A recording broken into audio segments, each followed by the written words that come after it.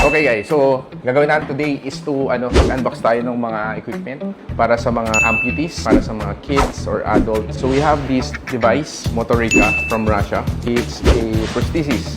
Ang maganda dito, it's customizable. So kung gusto mong gawin kamay ni Iron Man, we can do that one. And usually, ang mga pasyente kasi naiilang sila sa gamit nilang prosthesis. So they can use this one para magbukhang cool yung kamay nila. So pag finish yan, example, ito.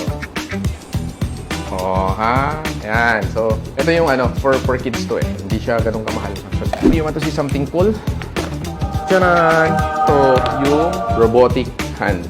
More advanced kasi yung pinakita ko sa inyo kanina. So, it's very simple. You can control this one sa cellphone. Actually, pag bumili ka nito, may kasamang cellphone to. Para makontrol mo yung grip at yung ibang design naman, pwede mong magalaw yung yung bawat fingers or yung flexing na ganyan.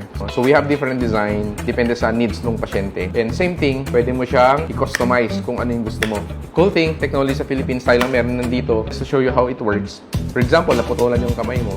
Yan, on mo lang siya. So, may button siya dito. Yan yung charging niya. Type-C. Meron siyang dalawang electrode. This is the extension and this is the flexion. Like for example, ito, titignan mo siya. Since ito yung flexion, naka-flex na siya ngayon eh. So, pag ginamit na yung extension, gagalaw. Oh. So, meron na tayong ganito sa Philippines. Or may kilala kayo or gusto ng ganitong magandang kamay, reach me out sa personal page ko or sa company natin, RoboCare Solutions Inc. So, ito and yung ito kanina. Yan. So, yan yung mga bagay-bagay na meron tayo dito at binibenta natin yan. Okay? So, see you next episode.